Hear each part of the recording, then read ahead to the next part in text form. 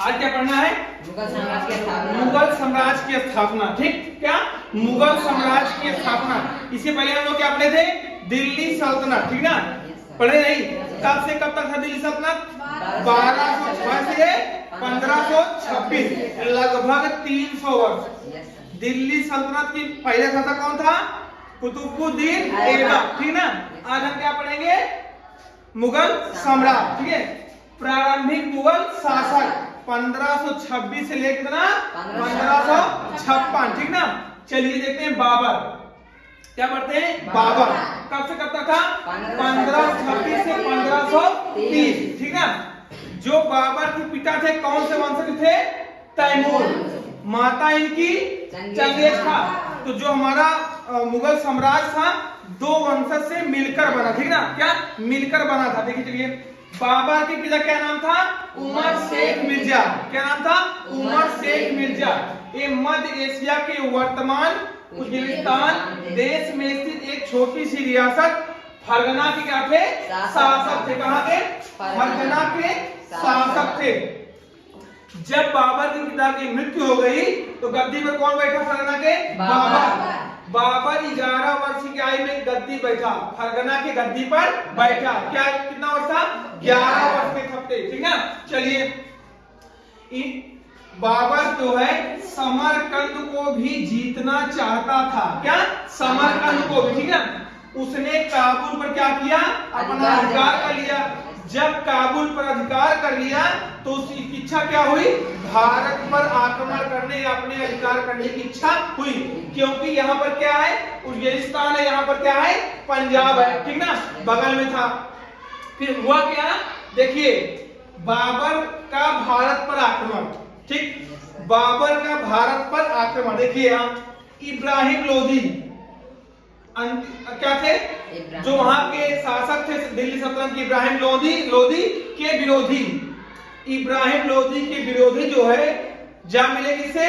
बाबर। ये बाबर की सहायता से अपने को स्वतंत्र राज करना चाहते थे। ठीक, ये लोग सोचे किसके? इब्राहिम लोदी के विरोधी। चलो हम बाबर से मिल लेते हैं और उनसे कहते हैं हमको जितवा दीजिए। और इधर ये सोच रहे हैं, उधर बाबर खुद सोच रहा है कि भारत में अपना अधिकार करे। तो बाबर तो आराम हो गया क्योंकि खुद आ रहे हैं। इन्हें क्या पता कि बाबर खुद चाह रहा अधिकार करना। ठीक ना? फिर क्या हुआ देखिए, इसी समय पंजाब के गवर्नर, कहां के? पंजाब के गवर्नर कौन? दौलत खां। ठीक, दौलत खां लोदी ने क्या किया? दिल्ली पर आक्रमण करने का आमंत्रण किया, मतलब आमंत्रित किया। कौन? दौलत खां ने लोदी ने कहा आइए दिल्ली पर आक्रमण करिए। ठीक ना? फिर तो भाई मौका मिल गया इनको। फिर आए भाइयों अपनी सेना लेकर। बाबर इसके पहले बहुत युद्ध कर चुका था, तो उसको युद्ध के बारे में सारी जानकारी हो गई थी। ठीक ना? क्या कैसे करना है। तो हुआ क्या? पानीपत का प्रथम युद्ध हुआ। क्या? पानीपत का प्रथम युद्ध हुआ 1526 ईस्वी में। पानीपत का प्रथम युद्ध 1526 ईस्वी में। देखिए, पानीपत का ये मैदान है। क्या? पानीपत का मैदान है 1526। एक तरफ बाबर की सेना है, दूसरा क्या है? इब्राहिम लोदी की सेना है। दोनों सेनाएं आमने सामने हो गई। बाबर के पास अपनी तोपें थी, लेकिन इब्राहिम लोदी के पास अपनी तोपें नहीं थी। बाबर के पास सैनिक तो कम थे, लेकिन जो सैनिक थे, घुड़सवार थे, सब क्या थे? प्रशिक्षित थे। ठीक ना?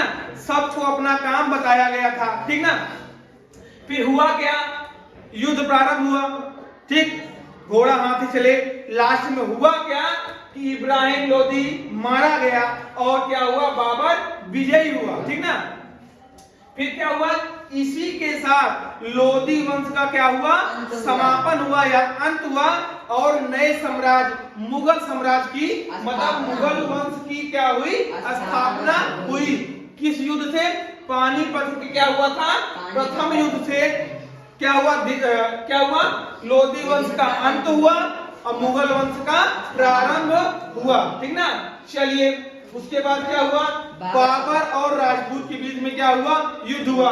देखिए, चित्तौड़ के महाराजा कौन? चित्तौड़ के महाराजा संग्राम सिंह। क्या? संग्राम सिंह बाबर के सबसे शक्तिशाली शत्रु थे, ठीक ना। और संग्राम सिंह को क्या नाम था इनका? राणा सांगा के नाम से क्या थे? प्रसिद्ध थे। क्या? राणा सांगा के नाम से क्या थे? प्रसिद्ध थे।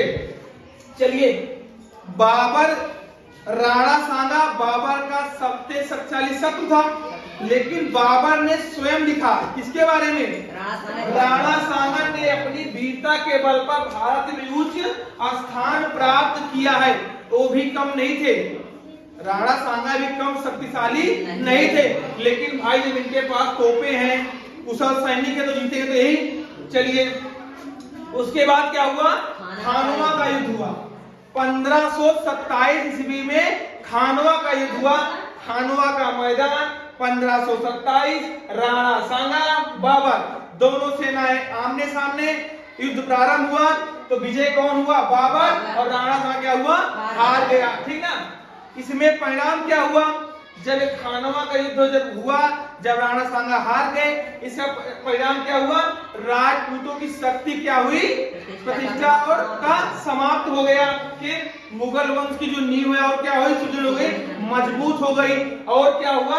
राजपूतों का दिल्ली पर शासन करने का जो इच्छा थी वो समाप्त हो गई या अधूरी हो गई, ठीक ना। उसके बाद क्या उनका युद्ध हुआ? चंदेरी का युद्ध हुआ 1528 ईस्वी में, ठीक ना।